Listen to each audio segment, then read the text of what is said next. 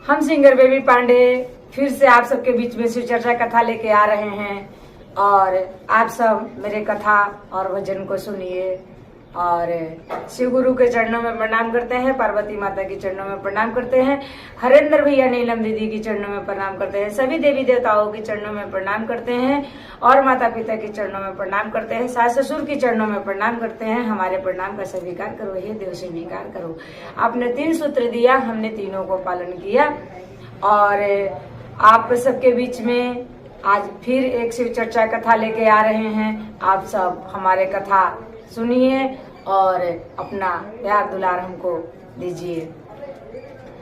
और थोड़े दिन पहले ही एक शिव चर्चा कथा हमने डाले थे, जो किसी गुरु भाई का अपना कमेंट आया था कि दीदी हम घोषणा कैसे कराएंगे, तो उन गुरु भाई के लिए ये वीडियो हम डाल रहे हैं। और जो गुरु भाई, जो गुरु बहना कि ये नहीं पता है कि हमें घोषणा कैसे कराना है और नाम कैसे दाखला कराना है और शिव गुरु का शिष्य कैसे बनना है, उन गुरु भाई, उन गुरु बहना के लिए ये वीडियो हम डाल रहे हैं। आप सब ये वीडियो का पूरा सुनिए और सुन के जानिए कि हमें शिव गुरु का शिष्य कैसे बनना है।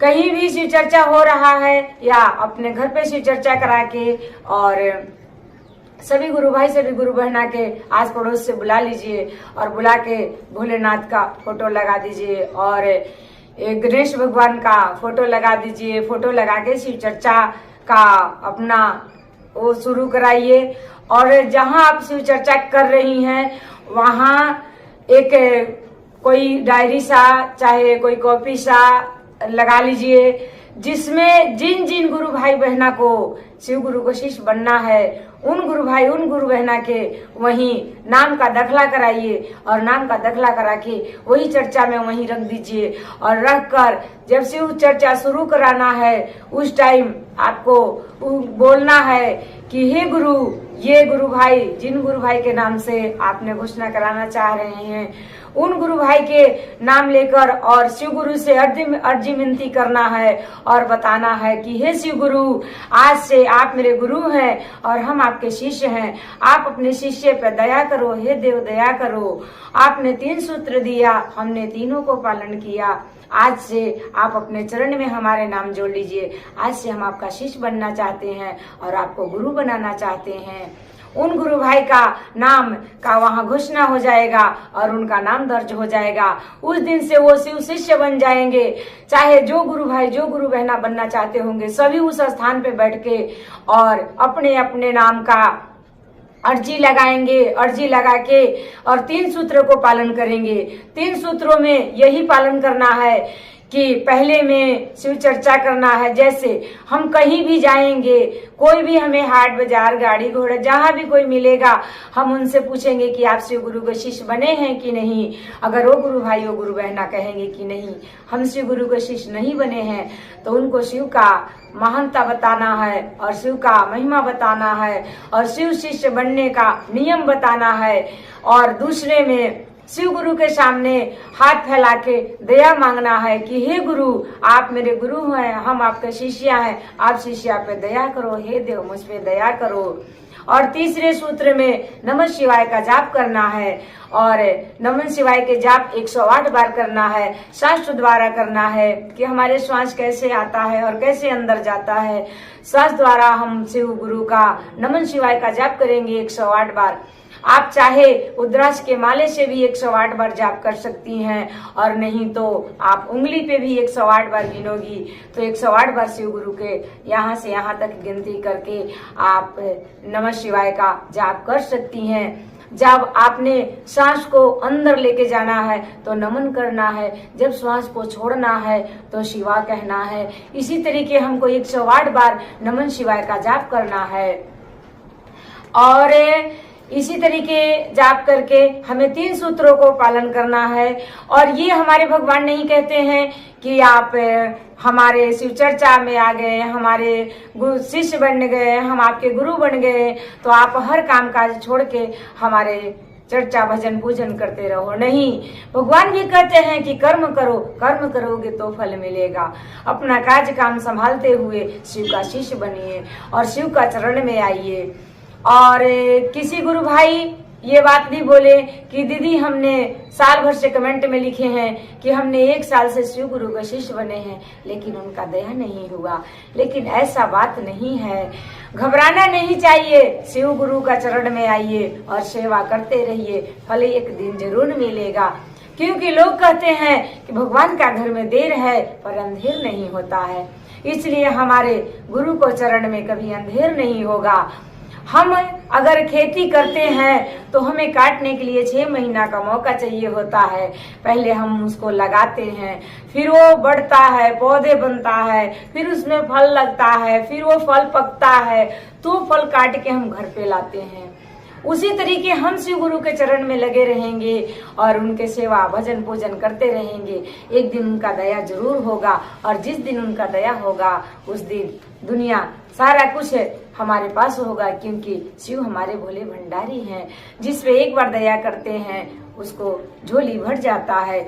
इसलिए ऐसे ना सोचिए कि हम शिव गुरु के शिष्य बने, हमारे ऊपर दया नहीं हुआ। कई बार भगवान परीक्षा भी लेने लग जाते हैं कि हमारे शिष्य में कितना धैर्य है और कितना टाइम तक वो हमारे शिष्य बन के हमारे दया का इंतजार करती हैं। इसलिए आप घबराइए नहीं। जो गुरु भाई, जो गुरु बहना हमारे वीडियो सुनते होंगे और देखते होंगे, उन गुरु भाई के लिए एक छोटा सा कथा कह रहे हैं। एक बार की बात थी कि शिव गुरु और पार्वती माँ दोनों बैठे थे कैलाश पर्वत पे, और कैलाश पर्वत पे बैठे बैठे पार्वती कहने लग गई कि हे गुरु, आप देवों के देव महादेव हैं, अभी सारे सृष्टि का भक्त आपके हैं, फिर आप क्यों दो भाव करते हो? किसी को बहुत सारे धन दौलत देते हो, किसी को रोटी भी नसीब नहीं होता है, आखिरकार क्यों ऐसे आप करते हो? भक्त तो सारे आपके हैं। शिव गुरु हंसने लग गए और कहने लगे कि पार्वती, तुम ये नहीं जानोगी, ये धरती है, इसका रचना हम किए हैं और इसका परंपरा भी हमें करना पड़ता है। ऐसे कहकर शिव गुरु ने पार्वती को कहे कि कोई बात नहीं, एक दिन आपसे भी परीक्षा लिया जाएगा कि आप किस का साथ देती हैं। आप बने, हम बने को नहीं बनाते, बिगाड़ने को नहीं बिगाड़ते हैं, क्योंकि कर्म का फल हमें देना होता है। जो अच्छा कर्म किया है उसे बनाने पड़ता है, जो दुष्कर्म किया है उसे बिगाड़ने पड़ता है। इसलिए कर्म अच्छा करो, फल अच्छा ही मिलेगा। अगर बोओगे पेड़ बबूल का तो काट ही होगा, अगर अंबिया बोओगे तो फल ही होगा। इसलिए कर्म अच्छा करो। फिर एक दिन पार्वती और शंकर जी दोनों देश का भ्रमण करने निकले और उसी दिन शंकर जी सोचने लगे कि आज पार्वती का परीक्षा ले लेंगे। और चलते चलते कुछ दूर चले गए, एक जंगल सा था, वहां शंकर जी कहने लगे कि हे पार्वती, आज मेरे लिए कुछ भोजन बनाओ, मुझे बहुत कस के भूख लगा है, मैं बिना खाए बगैर अब कहीं नहीं जा सकते हैं। पार्वती बोली कि शंकर जी बस थोड़ी टाइम दे दो, मैं अभी तुरंत भोजन आपके लिए बना देते हैं। शंकर जी बोले कि मैं थोड़ा चावल और हड़िया पत्ती कुछ लेके आते हैं और आप चूल्हा का व्यवस्था कर लो। और वही थोड़े दूर हटके शंकर जी अपने माया द्वारे एक अच्छा सा, सुंदर सा, प्यारा सा कुआं बनाए, जो पूरे प्रॉपर फिट फाट प्लस्तर किया हुआ था, और एक टूटा सा कुआं बगल में बना दिए। और बनाकर शंकर जी वहीं से सारा देखने लग गए। और पार्वती ने इधर उधर चूल्हे के लिए ईंट ढूंढ रही थी, कहीं नहीं नजर आया। फिर पार्वती के थोड़े ही दूर आगे चल के वो टूटी सी और अच्छे से दोनों कुआं दिखाई दिया। पार्वती उस कुएं के सामने पहुंचे और मन में विचार करने लग गए कि कौन से कुएं से मैंने ईंटें उठाकर और चूल्हे बना लूं। फिर पार्वती सोची कि ये कुआं तो अच्छे हैं, इनको क्या तोड़ना है, जो टूटे हुए कुएं हैं उनसे ईंट उठा के हम चूल्हा बना लेंगे। ऐसे सोच के पार्वती ने टूटे हुए कुएं से ईंट उठाई और चूल्हा बना दी। और चूल्हा बनाकर और तैयार करके और शंकर जी का इंतजार करने लगी। तब तक शंकर जी भी छोटी सी मिट्टी का बर्तन और थोड़ा सा चावल लेके पहुंच गए और पार्वती से कहने लग गई कि हे पार्वती, लो खाना बनाओ।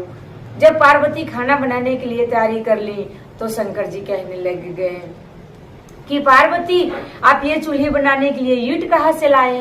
पार्वती कहने लग गई कि हे भोलेनाथ, उधर 2 कुएं थे, एक कुएं तो अच्छे थे, दूसरे कुएं टूटे थे।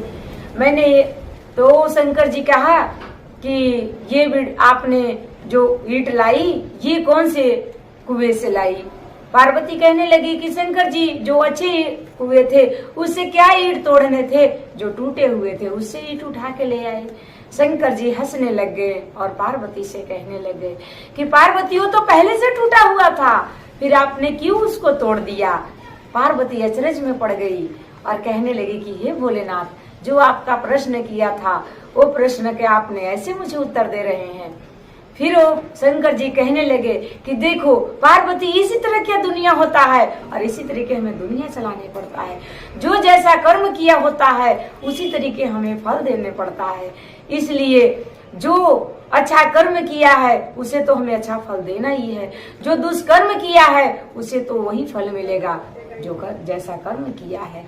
इसीलिए बने को हम नहीं बिगाड़ते और बिगड़े को हम नहीं बिगाड़ते। बने को बनाने पड़ता है क्योंकि वो कर्म अच्छा किया है, और बिगड़े को बिगाड़ने पड़ता है कि उसने कर्म अच्छा नहीं किया है। ऐसे कह के और भोलेनाथ शंकर जी के उस प्रश्न का उत्तर दे दिए और पार्वती हाथ जोड़ ली कि हे भोलेनाथ, आपका महिमा अपरंपार है, जिस महिमा को बखान कौन कर सकता है। हे देव, मुझे माफ कर दीजिए, जो हम आपसे प्रश्न किया उसके लिए क्षमा मांगते हैं। ऐसे कह के पार्वती देव से क्षमा मांग लिए। इसलिए सभी गुरु भाई, सभी गुरु बहना, ऐसे ना सोचा करो, कर्म अच्छा करो फल अच्छा ही मिलेगा, क्योंकि कर्म अच्छा करने वाले को फल जरूर अच्छा मिलता है। इसलिए आप सब कर्म अच्छा कीजिए और शिव गुरु के शिष्य जरूर बनिए। जो गुरु भाई, जो गुरु बहना अभी तक शिव का शिष्य नहीं बने होंगे, उस गुरु भाई बहना से हाथ जोड़ के मेरा रिक्वेस्ट है कि आप शिव गुरु के चरण में आइए और शिव शिष्य बन जाइए। हर कष्टों का निवारण होगा वहाँ, और आप सबका वहाँ हर चीज का निवारण होगा, हर दुखों का संतुलन होगा। इसलिए आप शिव शिष्य जरूर बनिए। और चलते चलते सभी गुरु भाई, सभी गुरु बहना से एक बार जरूर कहेंगे कि जो हमारे वीडियो देखते होंगे लाइक कमेंट शेयर जरूर कीजिए और सब्सक्राइब करना ना भूलिए। चलते चलते